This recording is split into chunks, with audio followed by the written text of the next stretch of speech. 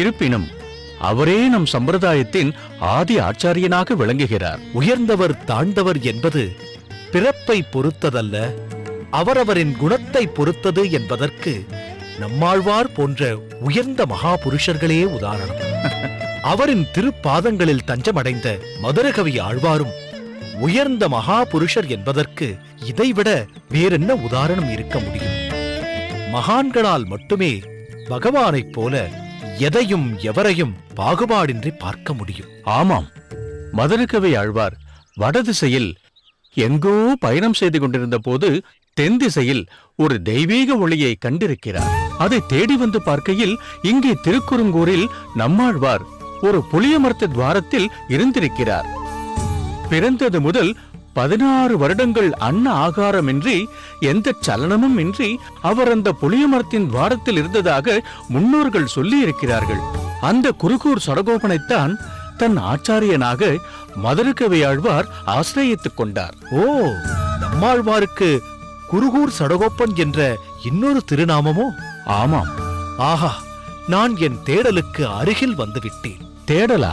ஆமாம், குடந்தைக்கு சென்றேன், தேடி அலைந்தேன், கிடைக்கவில்லை. இங்கே குருகூருக்கு வந்திருக்கிறேன், கிடைக்கும் என்ற நம்பிக்கை எனக்குள் முகிழ்ந்திருக்கிறது. தாங்கள் கூறுவதை என்னால் புரிந்து கொள்ள முடியவில்லை. சற்று விவரமாக சொன்னால் தங்கள் தேடலுக்கு என்னால் ஏதேனும் உதவி செய்ய இயலுமா என்று பார்க்கிறேன். அனைத்து மக்களும் புரிந்து கொள்ளும்படி வேதத்தின் சாரம் தமிழில் தோன்ற வேண்டும் என்பது சில நாட்களாக என் வாழ்க்கையின் லட்சியமாக இருந்தது. அதை மெய்ப்பிக்கும் வகையில் வடக்கில் உள்ள விருந்தாவனத்து யமுனை கரையில் எனக்கு ஒரு சில அறிகுறிகள் தென்பட்டன. பின்னர் எங்கள் ஊரான காட்டுமன்னார் கோயிலில் சிறுவன் ஒருவன் 10 தமிழ் பாடல்களை மிக அருமையாக பாடினான். ஒவ்வொன்றும் தேன் தமிழில் தோய்த்தெடுத்த பலாச்சுளைகள். ஆரா அமுதே அடியேன் நின்பால் என்று ஆரம்பித்து காமர் மானே நோக்கியற்கே என்று முடிந்த அந்த பாடல்களின் அர்த்தபுஷ்டி நிறைந்த வரிகளும் தமிழ் ஆளுமையும் என்னை கட்டிப்போட்டு விட்டன.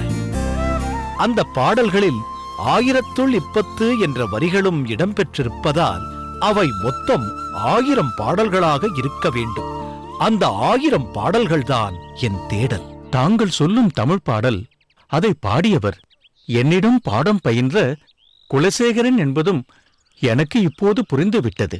திராவிட மொழியில் உள்ள இந்த 1000 பாடல்களை உலகோருக்கு கொண்டு செல்ல வேண்டும் என்பதே என் அவா.